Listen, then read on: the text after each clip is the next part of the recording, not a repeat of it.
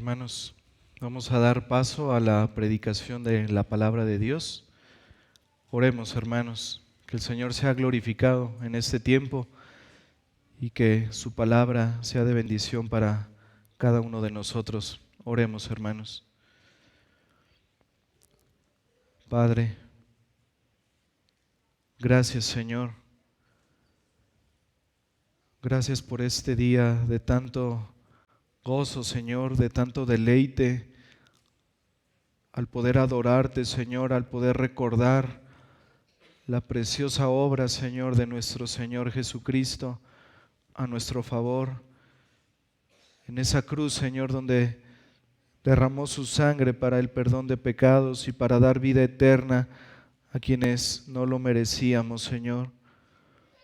Gracias te damos, Padre, porque hasta ahora, Señor, hemos sido bendecidos y sabemos, Señor, que tu palabra aún, Señor, tiene esa centralidad, Señor, en este día santo, en este culto de adoración.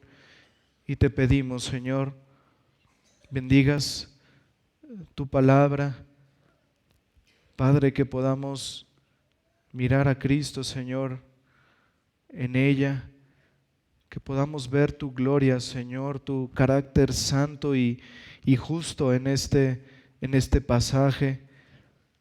Padre, exhorta, Señor, a tu iglesia, anima, Señor, a tu iglesia, consuela a tu iglesia, Señor, por medio de tu palabra predicada. Padre, que seas glorificado en este tiempo, Señor. Te pedimos nos ayudes, danos claridad, Señor, de cuál es tu voluntad para con nosotros, Señor, a través de tu palabra. Padre, que tu palabra, Señor, traiga fruto, Señor, de santidad en nuestras vidas. Y Padre, te pedimos también, Señor, que traiga salvación a aquellos que están muertos en sus delitos y pecados, aquellos que están apartados de Cristo, Señor. Te pedimos, Padre, que por medio de tu palabra, por medio de tu Espíritu, obre, Señor, obre salvación en muchos de los que están aquí, que están sin Él. Te pedimos, Señor, estas cosas, rogando, Padre, que todo sea para la gloria de tu nombre, Señor, en Cristo Jesús. Amén. Amados hermanos, vamos a continuar con el estudio del libro de Josué. Les pido, por favor, se pongan de pie y me acompañen a Josué capítulo 7. El propósito, hermanos, es que podamos mirar en este sermón toda la narrativa que es una misma en todo este capítulo. Vamos a leer, hermanos, solo Josué 7, versículo 1, y a lo largo de la predicación vamos a ver todo este capítulo. Josué capítulo 7, versículo 1. Pero los hijos de Israel cometieron una prevaricación en cuanto al anatema, porque Acán, hijo de Carmi, hijo de Sabdi, hijo de Sera, de la tribu de Judá, tomó del anatema, y la ira de Jehová se encendió contra los hijos de Israel. Pueden tomar su lugar, hermanos.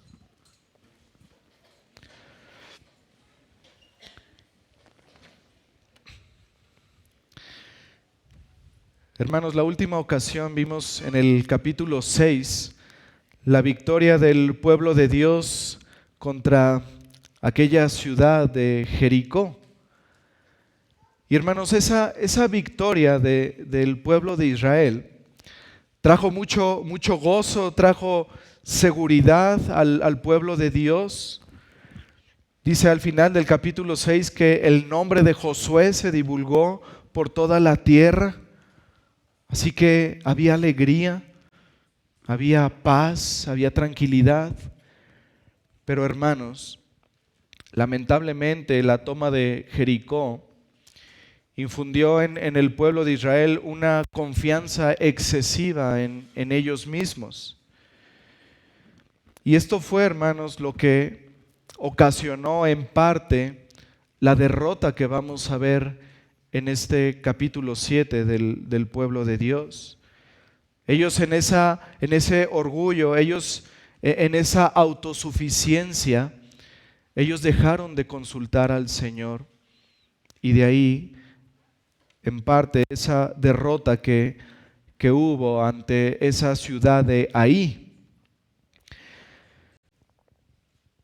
Ellos, hermanos, el pueblo de Israel, si ellos hubieran consultado al Señor como Josué lo había hecho antes de ir a Jericó, en ese tiempo donde Josué se aparta del pueblo, cerca de Jericó, y se encuentra a ese varón con la espada desenvainada, y ese varón le da las instrucciones precisas de cómo iban a tomar posesión de Jericó. Si el pueblo hubiera hecho esto, hermanos, si Josué hubiera hecho esto, las cosas hubieran sido diferentes. El Señor, hermanos, conocía algo que el pueblo de Dios no sabía: la existencia de pecado oculto en medio del pueblo, lo que ocasionó esa derrota en mayor manera. Ese pecado que estaba en medio del pueblo, lo que ocasionó es que había una separación, había algo que cortaba la comunión con Dios. Y ese pecado, hermanos, no les permitía tener esos medios que solamente Dios les podía dar al pueblo para poder hacer frente a sus enemigos. Pero el Señor, a través de esto que vamos a ver, hermanos, a través de una lección dolorosa, les iba a enseñar que la santidad es necesaria para ser bendecidos por Él. Y vamos a dividir este sermón en 4 partes. Vamos a ver en primer lugar las causas de la derrota. Esto lo vamos a ver del versículo 1 al 5. En segundo lugar vamos a ver la reacción de Josué ante tal derrota, del versículo 6 al versículo 9. En tercer lugar veremos la solución divina, del versículo 10 al versículo 15. Y finalmente veremos cómo el pecado es quitado del pueblo, del versículo 16 hasta el final del capítulo, el versículo 26. Y hermanos, como hicimos la ocasión pasada cuando vimos el capítulo 6 de Josué, voy a explicar el texto, lo vamos a ir viendo y voy a ir explicando toda la narrativa, todo el texto, algunas cosas importantes, y al final, hermanos, tendremos las aplicaciones.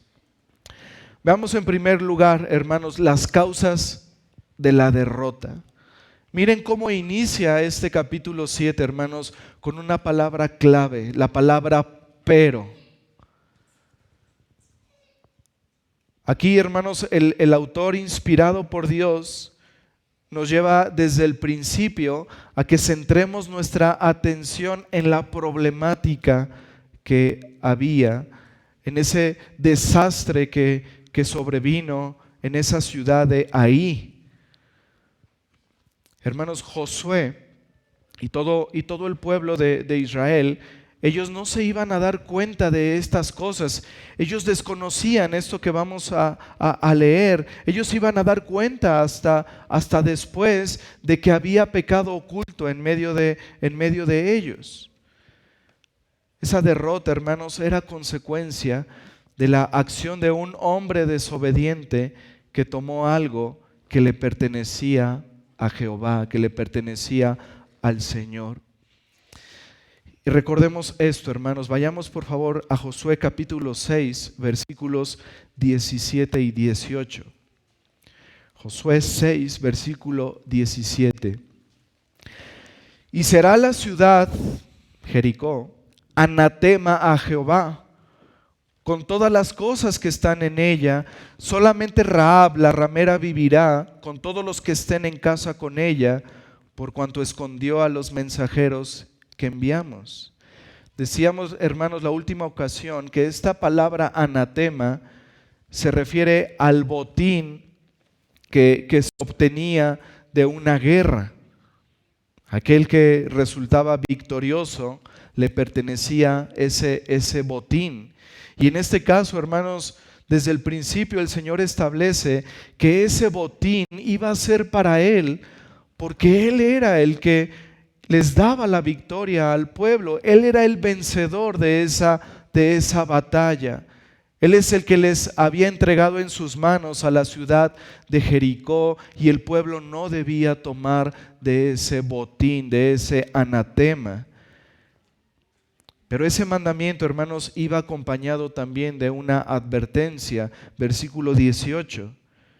Pero vosotros guardaos del anatema, ni toquéis, ni toméis alguna cosa del anatema, no sea que hagáis anatema el campamento de Israel y lo turbéis. Ahí vemos, hermanos, instrucciones misericordiosamente precisas.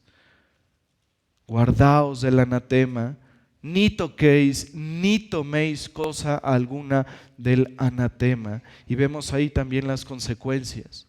Si alguien tomaba de ese anatema, él se iba a convertir en anatema a sí mismo, pero también iba a traer turbación a todo el pueblo de Israel. Las consecuencias eran terribles, hermanos, como vamos a ver a lo largo del capítulo. Pero a pesar de esta advertencia solemne que fue dada por Josué antes de que se cayeran esos muros, ese hombre, Acán, desobedeció. Dios había hecho de anatema toda la ciudad de Jericó y todo lo que pertenecía a esa ciudad. Y quien se atreviera a tomar del anatema iba a sufrir graves consecuencias, y ese pecado iba a afectar a todo el pueblo. Josué 7, versículo 1. Pero los hijos de Israel cometieron una prevaricación en cuanto al anatema. Prevaricar, hermanos, se refiere a oír lo que Dios dice, estar convencidos de que lo que Dios dice es verdad, y aún así desobedecerle. Aún así hacer caso omiso a esa palabra. Eso es prevaricar. Aquí lo que el autor nos dice en este inicio del capítulo 7 es: a pesar del mandamiento de Dios, a pesar de la advertencia solemne, el pueblo cometió prevaricación, el pueblo desobedeció en cuanto al anatema. Tomar del anatema, hermanos, no solamente era desobediencia, era un claro desafío a las demandas de Dios. Era un claro desafío a la advertencia que Dios les había dado para guardarse de pecar contra Él. El pecado había sido cometido por un hombre. El texto nos precisa con detalle quién fue. Fue Acán, hijo de Carmi, hijo de Sabdi, hijo de Sera, de la tribu de Judá. Satanás había susurrado un pensamiento de codicia en este hombre, y ese hombre lo tomó. Como vamos a ver más adelante, vio, codició y tomó. Así es como Satanás opera. Y las consecuencias, hermanos, de ese pecado fueron graves. Miren al final del versículo 1. Y la ira de Jehová se encendió contra los hijos de Israel. Lo que todo parecía, hermanos, a lo largo del capítulo 6, victoria, gozo, paz, seguridad, por causa del pecado de uno, vino la ira del Señor contra los hijos de Israel. Versículo 2. Después Josué envió hombres desde Jericó a Ahí, que estaba junto a Betabén, hacia el oriente de Betel, y les habló diciendo: subid y reconocer la tierra. Y ellos subieron y reconocieron a Ahí. Aquí Josué, hermanos, estaba haciendo lo mismo que hizo cuando envió a esos 2 espías a Jericó. Pero hay una gran diferencia aquí, hermanos. Josué no consultó al Señor.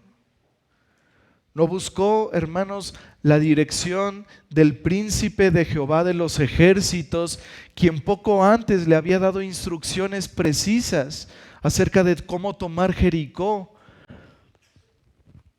Y ahora en esta nueva batalla para tomar esta ciudad de Ahí, Josué no consulta al Señor, manda a esos espías. Y vamos a ver, hermanos, que Josué se queda con la información de esos hombres y no toma el consejo de Dios para poder hacer frente a esos nuevos enemigos. Y esto nos enseña un principio fundamental en nuestras vidas, hermanos. La oración debe preceder a la acción. La oración siempre debe preceder a la acción. No debemos ser prontos, hermanos, para actuar. Siempre debemos consultar al Señor en decisiones importantes para nuestras vidas, para nuestras familias y para la iglesia. Versículo 3. Y volviendo a Josué, estos espías le dijeron: no suba todo el pueblo, sino suban como 2,000 o 3,000 hombres y tomarán a Ahí. No fatigues a todo el pueblo yendo ahí, porque son pocos. Hermanos, esta respuesta de estos espías fue la propia de aquellos hombres que confían en sí mismos. Fue la propia de aquellos que confían en sus propias fuerzas. Ellos tuvieron en poco la apariencia de esa ciudad. Ellos tuvieron en poco a los pobladores de esa ciudad. Ellos confiaron en sí mismos. Ellos daban por hecho, hermanos, que tomarían la ciudad. Ellos no vieron importante que todos los hombres de guerra fueran a conquistar Ahí. Ellos dijeron: con unos cuantos pocos basta, porque son pocos. Pero, hermanos, lo que Josué y el pueblo de Israel debía hacer era no confiar en que eran pocos, era no confiar en que quizá ellos eran más fuertes, era confiar, hermanos, en el poder y en la providencia de Dios. Versículos 4 y 5. Y subieron allá del pueblo como 3,000 hombres, los cuales huyeron de delante de los de Ahí, y los de Ahí mataron de ellos a unos 36 hombres y los siguieron desde la puerta hasta Sebarim y los derrotaron en la bajada, por lo cual el corazón del pueblo desfalleció y vino a ser como agua. Ahí las consecuencias, hermanos, de querer ser sabios en nuestra propia opinión. Ahí las consecuencias de no considerar al Señor en todos nuestros caminos. Esos 3,000 hombres que Josué manda Ahí, ellos marcharon confiadamente hacia esta ciudad, pero dice que mientras se aproximaban a ella, subiendo por la colina, los hombres de guerra de Ahí saltaron sobre ellos y mataron a 36 hombres del pueblo de Israel. ¿Y cuál fue la consecuencia? Dice que el pueblo desfalleció, hubo muchas lágrimas.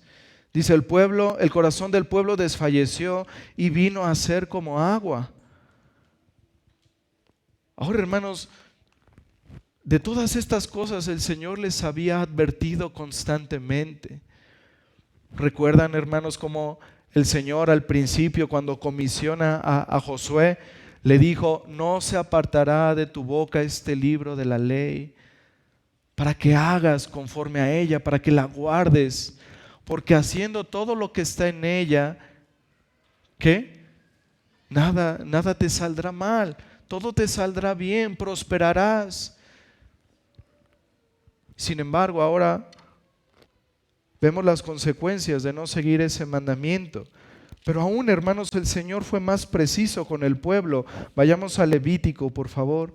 Levítico, capítulo 26.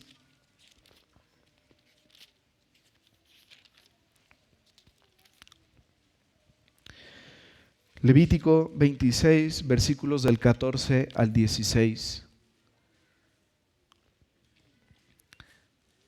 Pero si no me oyereis, ni hiciereis todos estos mis mandamientos, y si desdeñareis mis decretos y vuestra alma menospreciare mis estatutos, no ejecutando todos mis mandamientos e invalidando mi pacto, yo también haré con vosotros esto. Enviaré sobre vosotros terror, extenuación y calentura, que consuman los ojos y atormenten el alma, y sembraréis en vano vuestra semilla, porque vuestros enemigos la comerán. Y esto es lo que estaba pasando, hermanos. Había terror en el pueblo. Imaginen, hermanos, 36 hombres del pueblo de Dios que habían caminado con el pueblo desde el principio, que habían cruzado el Jordán, que habían llegado a la tierra prometida, y ahora esos 36 hombres ya no están. Hubo lágrimas en el pueblo, su corazón desfalleció, hubo terror, como dice aquí el texto. Y podemos ver entonces, hermanos, que la causa de esa derrota del pueblo de Dios fue la autosuficiencia acompañada del pecado oculto que estaba en medio de ellos, el pecado de Acán. Ahora veamos, hermanos, en segundo lugar, la reacción de Josué ante esa derrota. Versículo 6, Josué 7, versículo 6. Entonces Josué rompió sus vestidos y se postró en tierra sobre su rostro delante del arca de Jehová hasta caer la tarde, él y los ancianos de Israel, y echaron polvo sobre sus cabezas. Josué, antes victorioso, ahora lo vemos postrado ante el arca del pacto, acompañado de aquellos que eran sus asesores, sus consejeros, los ancianos. Ellos estuvieron postrados, dice, desde la mañana hasta la tarde. Pero veamos, hermanos, estas tres reacciones de Josué ante esa derrota. Primero dice que se postró con el rostro en tierra. Esta expresión, hermanos, nos habla de una profunda humillación, nos habla de dolor, pero también nos habla de reverencia. ¿Recuerdan, hermanos, qué hizo Josué cuando se encontró a ese varón con la espada desenvainada? Hizo esto en tono de reverencia. Se postró sobre su rostro ante él. Es lo que estaba haciendo aquí Josué. Esa fue la posición también de Abraham cuando Dios renueva y confirma el pacto ahí en Génesis 17. Abraham hizo lo mismo, se postró sobre su rostro en tierra. Pero hermanos, esta fue también la posición de Job para poder expresar su dolor cuando Job lo había perdido todo. Así que Josué está postrado en reverencia, en humillación, pero también en dolor por lo que había pasado. Pero además de esto, hermanos, vemos una segunda reacción. Dice que Josué se rasgó los vestidos. Esto expresa, hermanos, un dolor tan intenso como cuando alguien pierde a un familiar muy querido. El rasgarse los vestidos era expresar ese dolor, el dolor del alma más grande que alguien puede experimentar. Josué ya había rasgado sus vestidos anteriormente con la generación pasada del pueblo de Israel. Ahí en el desierto, cuando el pueblo se había vuelto rebelde, cuando el pueblo no quería obedecer al Señor, Josué había rasgado sus vestidos. Esa fue la reacción de Rubén cuando no encontró a su hermano José en la cisterna. Esa fue la reacción de Jacob cuando se enteró de la desaparición de su hijo. Esa fue la misma reacción de los hermanos de Josué cuando descubrieron la copa real en el costal de Benjamín. Esto expresa dolor, hermanos. Y la tercera reacción de Josué fue echar polvo sobre su cabeza. Y eso también nos habla, hermanos, de ese dolor profundo en el alma. ¿Recuerdan a los amigos de Job? Cuando ellos van hacia él y lo miran a lo lejos, dice que lloraron a gritos, dice la Escritura. Lloraron a gritos al ver la condición de Job, sin nada, sin ninguna posesión, sin sus hijos, y aún con esa enfermedad que tenía. Y dice que los amigos de Job se echaron polvo sobre sus cabezas. Esa fue la misma reacción, hermanos, de los ancianos cuando vieron a Jerusalén destruida ahí en Lamentaciones capítulo 2. Fue, hermanos, la reacción también del pueblo de Dios en los tiempos de Nehemías cuando confesaron sus pecados delante de Dios, echaron polvo sobre sus cabezas. Así que estas tres reacciones, hermanos, de Josué nos permiten ver cuánto le dolió la derrota. Esa derrota que tanto afectó al pueblo y algo muy importante, hermanos, al nombre de Dios. Vamos a ver más adelante cómo a Josué, hermanos, le dolía el hecho de saber que el nombre de Dios podía ser vituperado por esa derrota. Versículo 7. Y Josué dijo: Señor Jehová, ¿por qué hiciste pasar a este pueblo el Jordán para entregarnos en las manos de los amorreos para que nos destruyan? Ojalá nos hubiéramos quedado al otro lado del Jordán. Algo importante aquí, hermanos, es que no debemos ver esta oración de Josué como la de los murmuradores del desierto.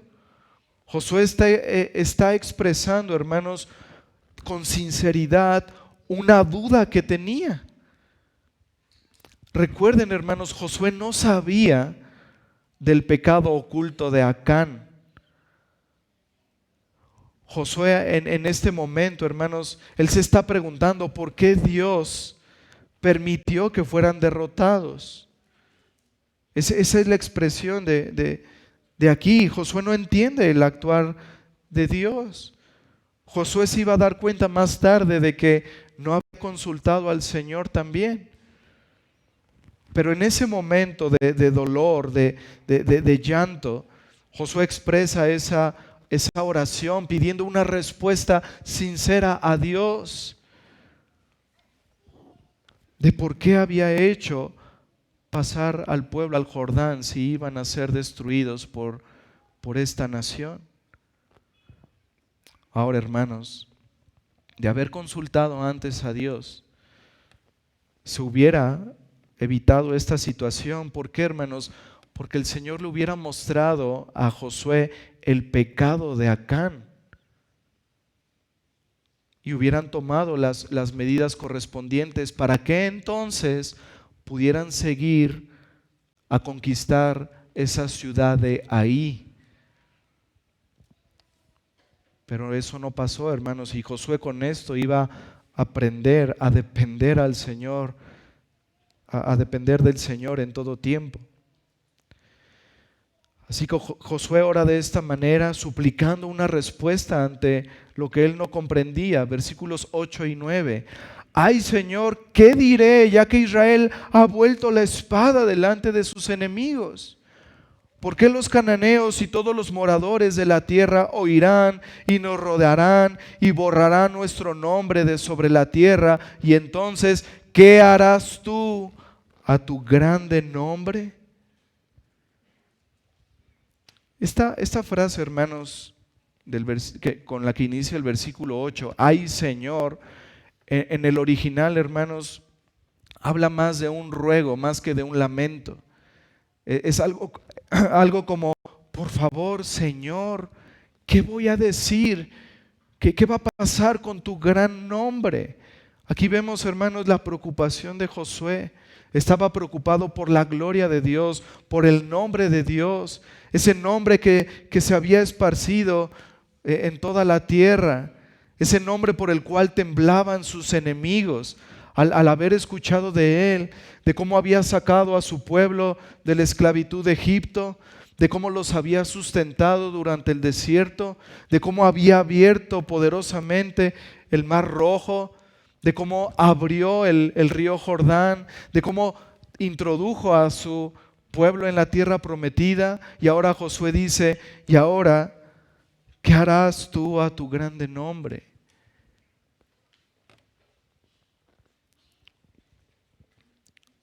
Josué, hermanos, está aquí intercediendo para que el nombre de aquel a quien tanto amaba no fuese puesto en entredicho con esa derrota en aquella tierra de Ahí. Josué no quería que los hombres dijeran, no pudo hacerlo. Su Dios poderoso no pudo cumplir su promesa. Eso es lo que preocupaba a Josué, hermanos. Así que es una expresión de solicitud por la gloria del Señor. Ahora veamos, hermanos, como número 3, la solución divina. Versículo 10. Y Jehová dijo a Josué, levántate, ¿por qué te postras así sobre tu rostro? Un día entero, hermanos, de quebranto, de lucha en oración, y finalmente concluye con una respuesta del Señor. No era tiempo de seguirse lamentando, era tiempo de poner las cosas en su lugar. Y Josué recibe esta respuesta, versículo 11. Le dice, aquí el Señor le está revelando lo que estaba pasando en medio del pueblo y le dice, Israel ha pecado. Y aún han quebrantado mi pacto que yo les mandé y también han tomado del anatema y hasta han hurtado, han mentido y aún lo han guardado entre sus enseres. Hasta este momento, hermanos, es que Josué conoce la causa fundamental de la derrota que tuvieron como pueblo. Israel ha pecado, le dice el Señor. Han quebrantado mi pacto que yo les mandé. Aquí vemos, hermanos, una serie de pecados. El primer pecado es la desobediencia. Una desobediencia clara al mandato que el Señor les había dado de no tocar ni siquiera del anatema. Ellos estaban rompiendo ese compromiso. Ellos estaban teniendo en poco la palabra del Señor. Pero en segundo lugar vemos, hermanos, que ese pecado de la desobediencia los condujo a la impiedad. Ellos tomaron de algo que le pertenecía al Señor, sin importarles que era algo que era para Él, que era de Él. Un tercer pecado es señalado aquí en el versículo 11. Dice, han hurtado, han robado. Hermanos, el robo en la ley estaba condenado gravemente. La ley establecía varias penas dependiendo la categoría de lo robado. Cuando alguien raptaba a alguien para venderlo a una persona, eso se pagaba con la muerte. Cuando se robaba a alguien a un animal, la persona debía devolver lo correspondiente al animal, más una cuarta o quinta parte, dependiendo del animal que se había robado. Pero hermanos, en este caso vemos que Acán no robó a una persona, le robó a Dios mismo. Y de ahí la grave consecuencia, hermanos, que trajo este pecado. De ahí que las consecuencias se extendieron hacia todo el pueblo de Israel. Pero aún Dios revela un cuarto pecado. Ahí en el versículo 11 dice, han mentido. Ellos mintieron, hermanos, el pueblo mintió porque había aparentemente entregado la plata, el oro, el bronce, y sin embargo había alguien que había guardado algo para sí.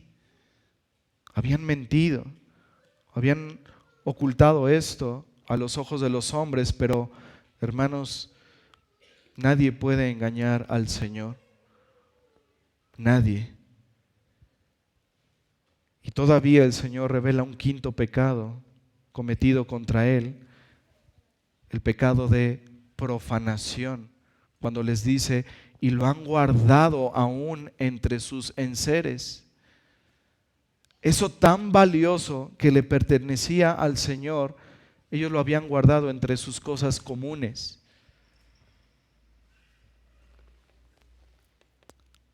Y Dios ahora explica, hermanos, a Josué las consecuencias de estos pecados. Versículo 12. Por esto los hijos de Israel no podrán hacer frente a sus enemigos, sino que delante de sus enemigos volverán la espalda, por cuanto han venido a ser anatema, ni estaré más con vosotros, si no destruyereis el anatema que está en medio de vosotros. Así que el pueblo no podía esperar otra cosa más que derrota, a menos de que destruyeran ese anatema que estaba en medio de ellos. Y aquí es donde el Señor le da esa solución divina a Josué para quitar el pecado de en medio de ellos. Versículos del 13 al 15. Levántate, santifica al pueblo y di, santificaos para mañana, porque Jehová, el Dios de Israel, dice así, anatema hay en medio de ti, Israel. No podrás hacer frente a tus enemigos hasta que hayáis quitado el anatema de en medio de vosotros. Os acercaréis, pues, mañana por vuestras tribus, y la tribu que Jehová tomare se acercará por sus familias, y la familia que Jehová tomare se acercará por sus casas, y la casa que Jehová tomare se acercará por los varones, y el que fuere sorprendido en el anatema será quemado él y todo lo que tiene, por cuanto ha quebrantado el pacto de Jehová y ha cometido maldad en Israel. Esa era la solución divina para que el Señor pudiera seguir bendiciendo a su pueblo, quitar el anatema de esa manera. Y número 4, veamos cómo el pecado fue quitado en medio del pueblo. Hermanos, vemos aquí que el Señor concede un tiempo de gracia. El Señor estaba dando un tiempo de gracia, hermanos, para que Acán se arrepintiera, para que Acán pudiera por sí mismo, de manera voluntaria, confesar su pecado y se pudiera arrepentir. Y esto es misericordia, hermanos, porque la ira de Dios pudo haber caído inmediatamente contra este hombre, pero Dios tuvo misericordia. Lamentablemente, en este tiempo Acán no confesó su pecado, no se arrepintió y el tiempo de gracia terminó. Y ahora vemos la lamentable situación en los versículos del 16 al 19. Josué, pues, levantándose de mañana, hizo acercar a Israel por sus tribus, y fue tomada la tribu de Judá. Y haciendo acercar a la tribu de Judá, fue tomada la familia de los de Sera. Y haciendo luego acercar a la familia de los de Sera por los varones, fue tomado Zabdi. Hizo acercar su casa por los varones, y fue tomado Acán, hijo de Carmi, hijo de Zabdi, hijo de Sera, de la tribu de Judá. Entonces Josué dijo a Acán: hijo mío, da gloria a Jehová, el Dios de Israel, y dale alabanza, y declárame ahora lo que has hecho, no me lo encubras. Aquí vemos algo interesante, hermanos. Josué, con ese amor pastoral, aún le llama hijo mío a Acán, y lo llama a que confiese si él realmente había cometido ese grave pecado. Pero ese cariño, hermanos, que Josué le tenía a Acán no supone aminorar la disciplina que ese pecado merecía. Y con cariño, pero con firmeza, le llama a que confiese ese pecado para la gloria de Dios, para la alabanza de Dios. Y dice en el versículo 20, Acán respondió a Josué diciendo: verdaderamente yo he pecado contra Jehová, el Dios de Israel, y así he hecho.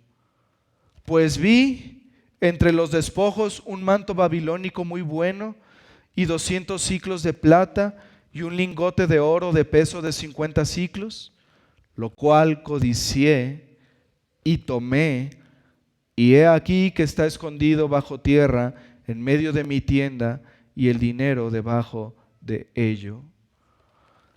Acán confesó su pecado, no de manera voluntaria. Y vemos aquí, hermanos, que la codicia fue ese elemento de tentación que lo llevó a cometer ese delito. Lo primero que le llamó la atención a Acán fue ese manto babilónico. Esos mantos eran muy finos, hermanos. Muy probablemente le pertenecía a uno de los sacerdotes de esa ciudad de Ahí. Eran mantos muy finos y de mucho valor. Pero junto con ese manto, él tomó una porción de plata de 200 siclos. La mayoría cree que eran monedas. El peso de esa plata era de más o menos unos 2 kilos con 300 gramos. Pero además de esto, dice que tomó un lingote de oro.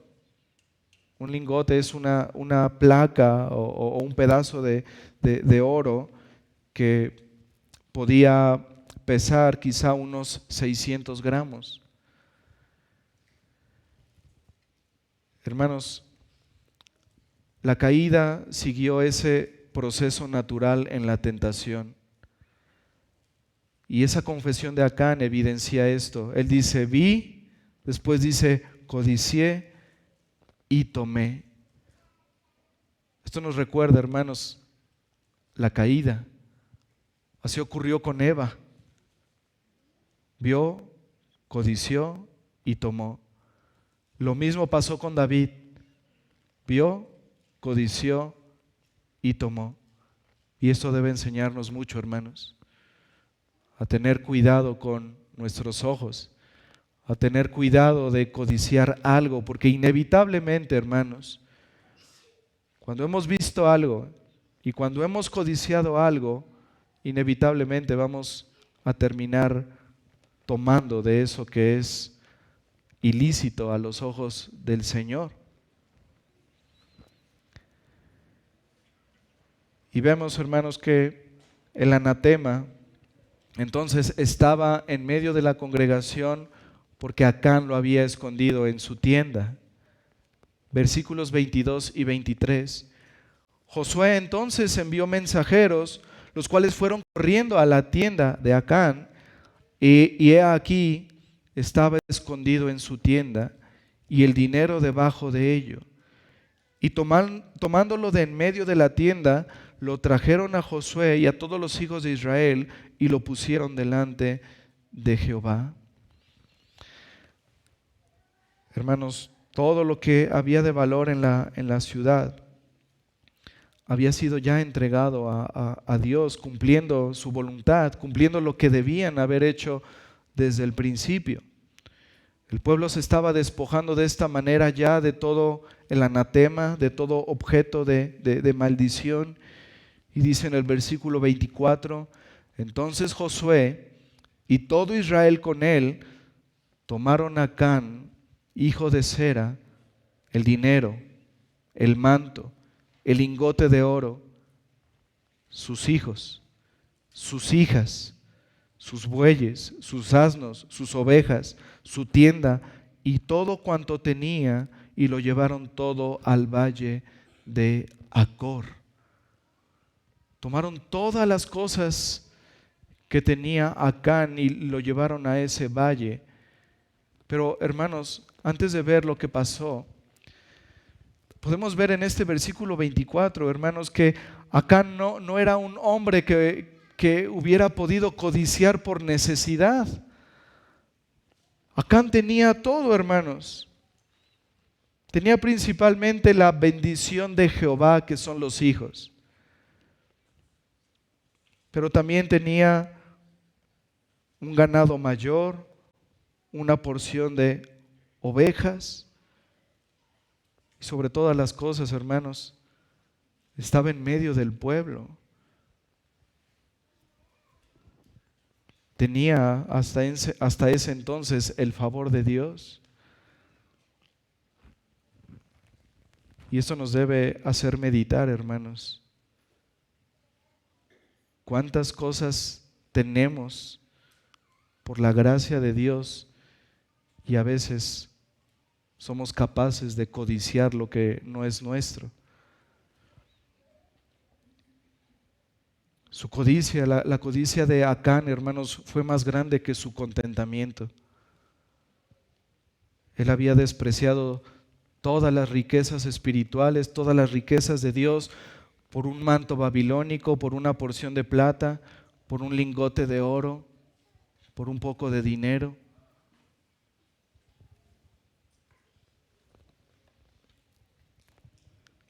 Por eso, hermanos, el Señor constantemente nos llama a poner nuestra mirada en las cosas de arriba, donde está Cristo sentado. A poner nuestra mirada en las cosas espirituales, en las cosas que realmente tienen importancia y no en las cosas de esta tierra. Y vemos aquí, hermanos, Josué con la máxima solemnidad dicta la sentencia a Acán, esa sentencia que había sido dictada antes por el Señor. Versículos 25 y 26, y le dijo Josué, ¿por qué nos has turbado? Túrbete Jehová en este día. Y todos los israelitas los apedrearon y los quemaron después de apedrearlos, y levantaron sobre él un gran montón de piedras que permanece hasta hoy, y Jehová se volvió del ardor de su ira, y por esto aquel lugar se llama el Valle de Acor hasta hoy. Este capítulo 7, hermanos, que comenzó con un pecado, termina con la sentencia de ese pecador. Aquí vemos la santidad y la justicia de Dios en todo este texto, hermanos. Y vemos aquí algo terrible, esas piedras que fueron arrojadas hacia él, hacia su familia, hacia sus animales, fueron las mismas piedras que pusieron sobre él, y quedó ese monumento ahí para recordar a otras generaciones lo grave que es el pecado oculto, cómo afecta el pecado y las consecuencias terribles de desobedecer al Señor. Ese nombre Valle de Acor del versículo 26 equivale a Valle de la Turbación, donde el turbador, el que turbó a todo el pueblo, finalmente fue turbado por Dios. Sin embargo, hermanos, vemos aquí al final de este versículo 26 unas palabras de esperanza para el pueblo de Dios, porque dice que Jehová se volvió del ardor de su ira. Finalmente, ese anatema ya no estaba ahí. Finalmente la justicia se había ejecutado y ahora vendrían nuevamente cosas buenas para el pueblo de Israel, que vamos a ver, si Dios permite, más adelante en el capítulo 8, cómo el pueblo finalmente vence ahí. Pero veamos, hermanos, ahora las aplicaciones de este pasaje. Número 1, tengamos cuidado con los pecados que se exponen en este texto. Hablamos de 5 pecados que cometió Acán: desobediencia, lo cual lo llevó a la impiedad, lo cual lo llevó al hurto, al robo, lo cual lo llevó a la mentira, lo cual lo llevó a la profanación. La desobediencia, hermanos, es esa puerta es esa puerta de acceso al resto de los pecados manifestados en este texto de Josué. El desobedecer, hermanos, lo llevó a vivir de una manera impía. Eso lo llevó a hurtar a Dios. Y de esto debemos aprender algo, hermanos. El hurto o el robo es algo sumamente pecaminoso, es algo sumamente grave.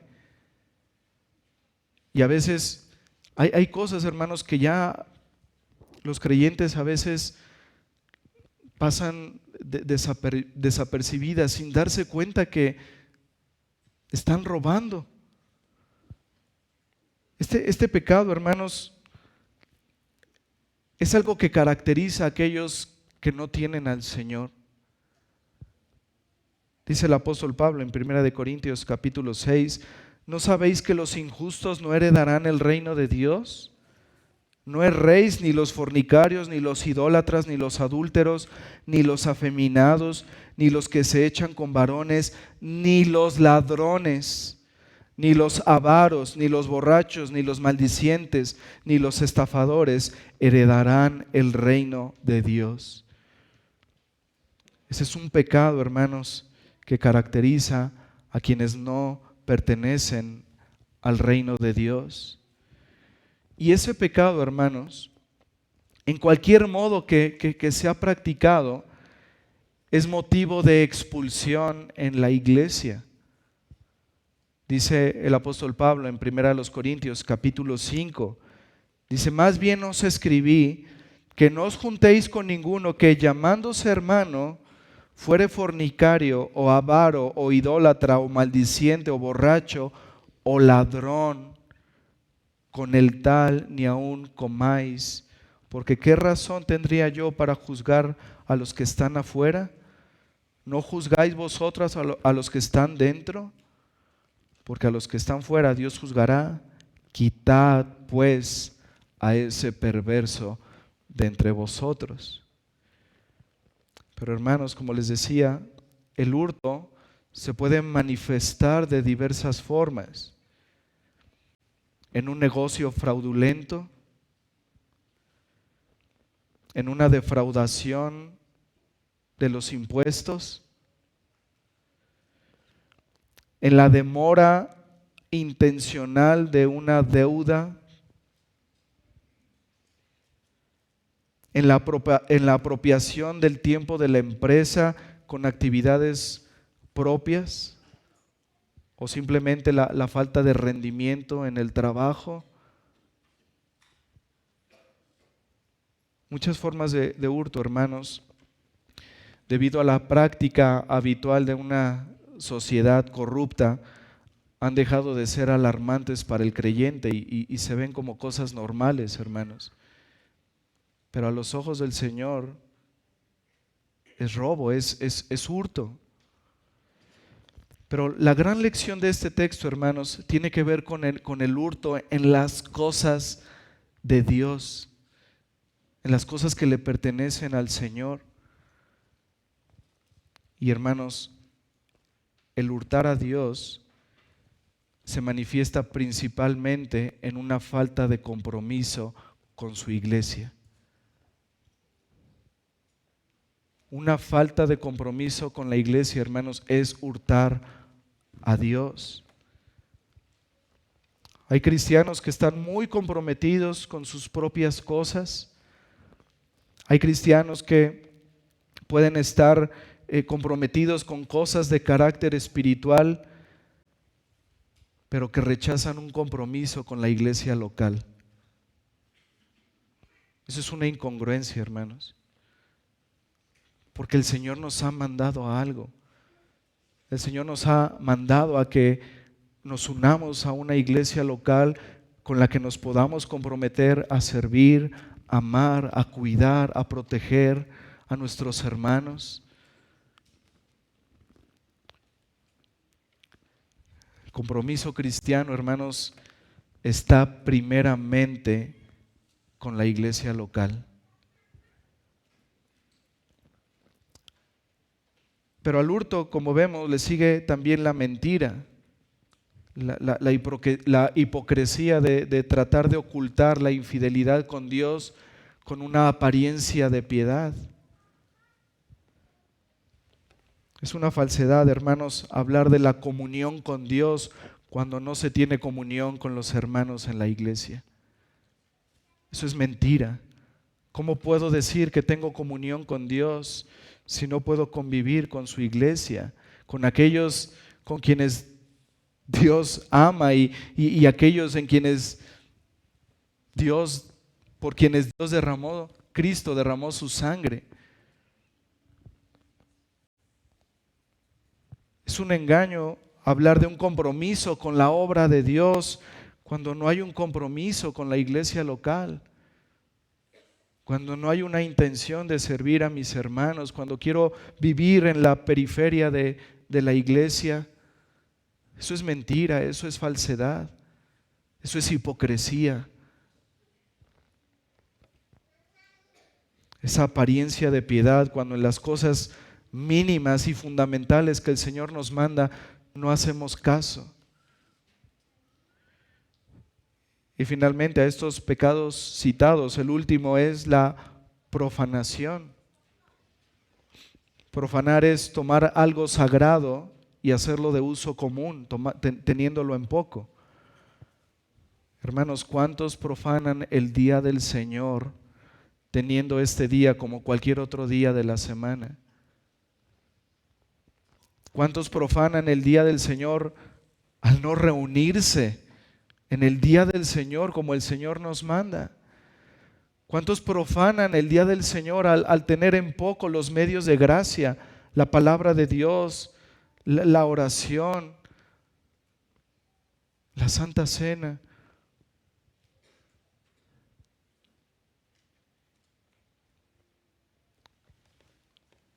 Así que tengamos, hermanos, cuidado de cometer esos pecados que, como hemos visto, traen consecuencias graves no solo a nosotros, sino a toda la iglesia.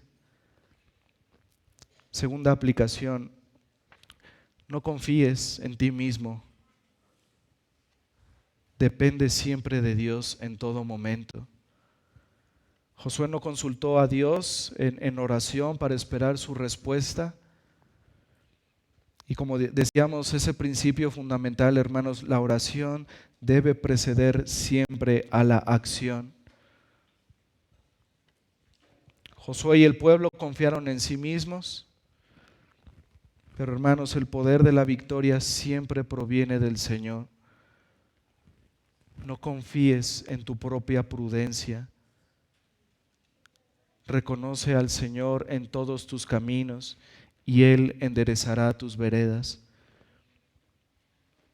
Y eso también nos enseña, hermanos, que no debemos tener un más alto concepto de nosotros mismos que el que debemos de tener. Debemos reconocer, hermanos, cuán dependientes somos de Dios en todas las cosas. Es por su misericordia simplemente, hermanos, que podemos respirar. En su misericordia el Señor nos sostiene día a día. Debemos reconocerlo, hermanos. En todo momento dependemos totalmente de Él. Y hermanos, Dios no bendice los planes que no le consideran a Él. Así como lo vimos en la meditación de Génesis 11, los hombres querían hacer su propia voluntad, pero Dios se los impidió y hubo un juicio sobre ellos. Así que, hermanos, la vida victoriosa se alcanza y se mantiene sobre las rodillas, dependiendo del Señor, buscando al Señor todos los días en oración. La actitud de un creyente debe ser la actitud del apóstol Pablo, ahí en Hechos 9, cuando dijo: Señor, ¿qué quieres que yo haga? Él no se movió hasta que el Señor le dio esa respuesta. Tercera aplicación: el pecado oculto no solo afecta al que lo comete, sino también a la iglesia. El pecado en el creyente trae efectos notorios. La comunión con Dios se ve afectada, el gozo de la salvación se aleja, la paz deja de sentirse, pero también afecta a la iglesia, hermanos. El pecado oculto en medio de la iglesia impide las bendiciones del Señor sobre su iglesia. Vean cuán grave es esto, hermanos. Y debemos recordar algo y tenerlo presente. No hay nada que pueda ocultarse del conocimiento de Dios. Nadie puede burlarse de Él, hermanos. Nadie. El salmista en el Salmo 139 lo expresa de una manera muy clara. Él reflexiona y dice: ¿a dónde me iré de tu espíritu? ¿A dónde huiré de tu presencia? Aún, hermanos, las tinieblas, es tratar de esconderte en el pecado, más aún eso no es suficiente, no es un refugio para esconderte, porque también dice el salmista: si dijere ciertamente las tinieblas me encubrirán, dice, aún la noche resplandecerá alrededor de mí. Aún las tinieblas no encubren de ti y la noche resplandece como el día, lo mismo te son las tinieblas que la luz. Nadie puede esconderse del Señor. Y hermanos, tarde o temprano, el Señor saca a la luz el pecado en medio de la iglesia para que sea tratado como corresponde, bajo la disciplina del Señor, bajo los principios del Señor, para que ese pecado sea apartado de la iglesia y no esté más contaminando a los miembros.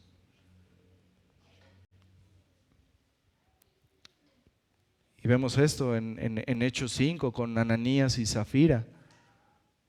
Aún en el nuevo pacto vemos el obrar de Dios de esta manera, sacando a la luz el pecado oculto entre la congregación.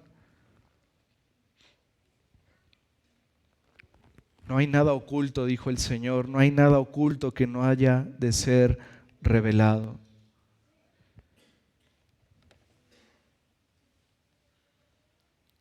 Hermanos, debemos considerar esto. Debemos meditar detenidamente en esto.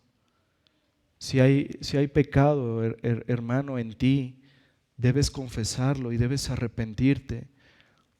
Porque el pecado, hermano, va a traer consecuencias fatales sobre tu vida, pero también afectas a la iglesia.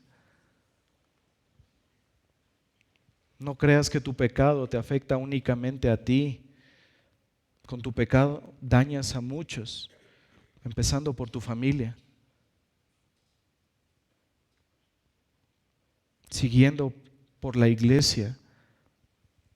Y lo que es más lamentable, haces que el nombre de Dios sea vituperado. Ese era el pesar de Josué.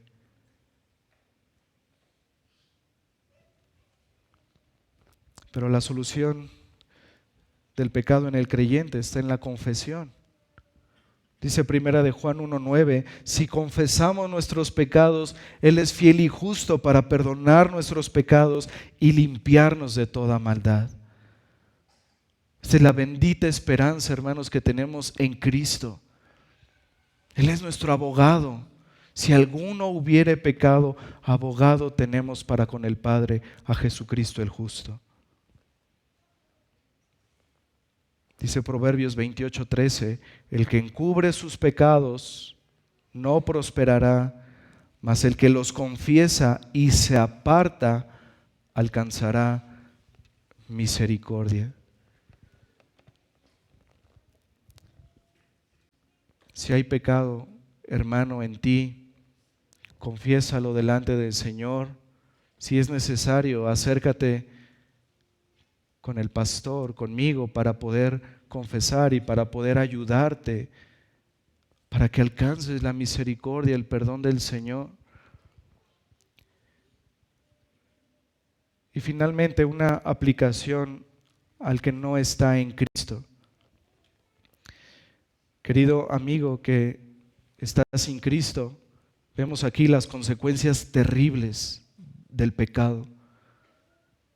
Y déjame decirte algo, los que por gracia estamos en Cristo tenemos esa esperanza de ese perdón continuo de Dios, porque estamos en Él y ya no hay ninguna condenación para los que están en Cristo.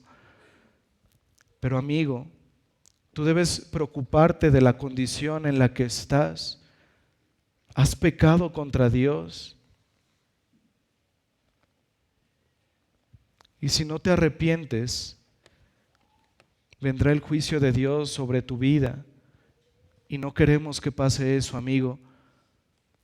Por eso te animamos a que pongas tu confianza en el Señor Jesucristo, a que te arrepientas de tu pecado, que lo confieses delante de Él para que alcances su misericordia.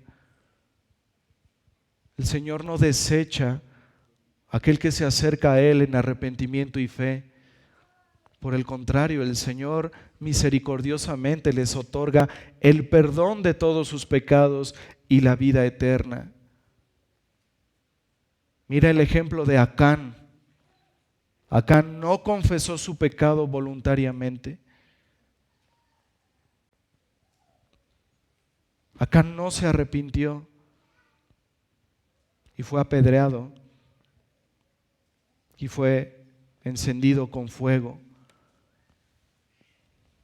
Amigo, arrepiéntete, si no de otra manera tú sufrirás ese mismo fuego, pero de una manera eterna y consciente, porque has pecado no contra un hombre, has pecado contra el Dios santo y justo. Has pecado contra aquel que no tiene por inocente al culpable. Pero hoy puede ser, querido amigo, el día de tu salvación. Considera el ejemplo de Acán. No mueras en tus pecados. Arrepiéntete y confía en aquel que derramó su sangre en esa cruz para que hoy puedas tener esa esperanza. Solo en Él hay perdón de pecados y vida eterna. Oremos, hermanos.